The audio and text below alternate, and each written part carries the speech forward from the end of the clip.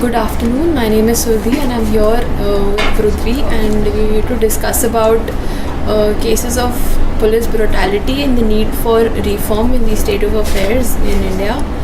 Welcome Prithvi. Yeah.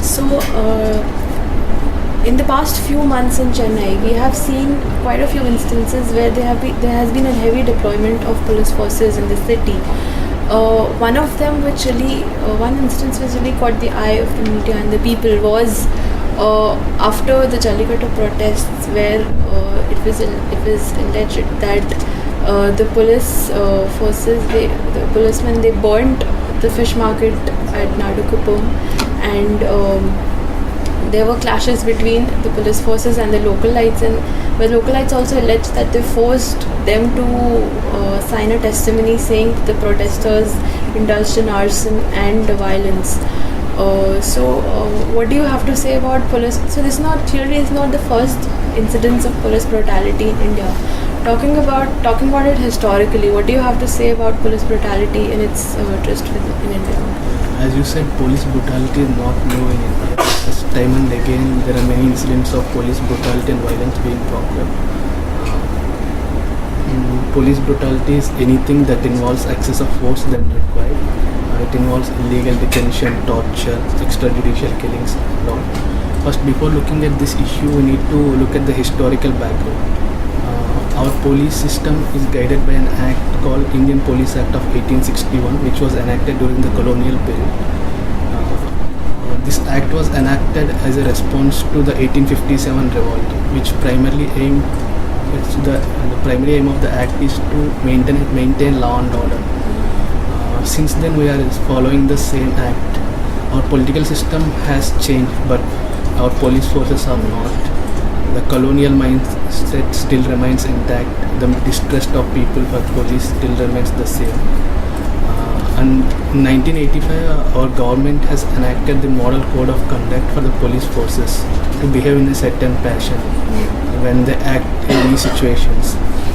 For example, they should give advice and warning before they use force. If circumstances say that they should use force, then they should use minimum irreducible force. But that's not being followed. Another aspect when it comes to state of affairs of the police forces is the role of politicians and their interference in the functioning. Also, like how we saw the police being involved when it during the whole political crisis. Chennai has been recently, the wounds of a political crisis are fresh in the city, and the role of one institution which was really questioned in when the two factions of the ruling party were tussling for power was the police.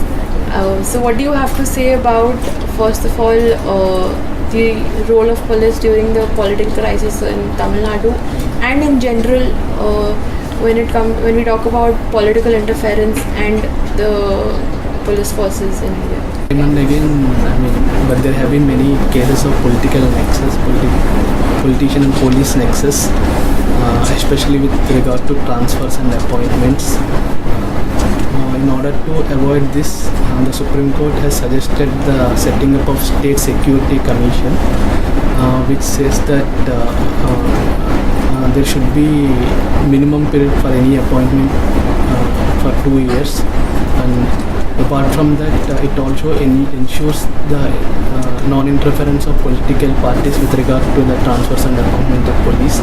And there should also be a certain cooling off period for 2 years, at least 2 years, because we have seen many police officers resigning their posts and contesting on party tickets. So towards the end of their career, most of them are favoring the political parties. So if you can keep a certain cooling off period for 2 years, so that they should not be appointed in any post after the post retirement, that would ensure the non-nexus between the police and politicians. Also, apart from that, the Supreme Court has also suggested the establishment of police establishment board to look into transfers and appointments. Essentially, it means in India the the transfer and appointments of police is largely an executive action. So, with the establishment of police establishment board, that this committee will look into appointments and transfers so that interference will be reduced. Right. Moving from Chennai to the capital city of Delhi. So in the past few days, we saw this one particular case where two Kashmiri men were acquitted after spending 12 years in the hard jail. What they were accused of conducting terrorist attacks in Delhi in 2005. And if we analyze the judgment, we see that how flawed the investigation has been from the side of Delhi police, and how the systems were not followed, which had to be followed, and how the whole process of collection of evidence and presentation of evidence was flawed. And after that, a lot of journalists, civil society people, in general, social media users were outraged and were raising questions that who do we raise accountable now? Will the police or will the people who arrested them, will they be held accountable? How will we give justice to those two men who lost 12 years of their lives? So talking about accountability mechanisms in the police system in India, what do you have to say? And could you shed light about what are the accountability mechanisms right now? As you said, accountability is very important in any institution. But right now, the accountability systems in our police forces is very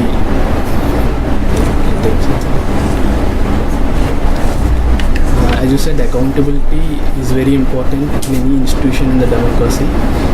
But the accountability systems are not robust. The internal accountability systems, the checks and balances that police forces have, like the departmental inquiries, are not effective. The National Police Commission has suggested the judicial probe to look into police excesses, but the government has declined it. And the Supreme Court also suggested the setting up of police complaints authority to look into the complaints against police officers, but the implementation is very slow. Right now, very few states have implemented this. And one more thing to note is that the police is a state subject. So, in order to bring in reform in police forces, the states should take initiative. So that's not happening. As the Supreme Court suggested, the setting up of police complaints authority and the judicial probe to look into the excess of police, all this will ensure accountability to the police forces. Correct.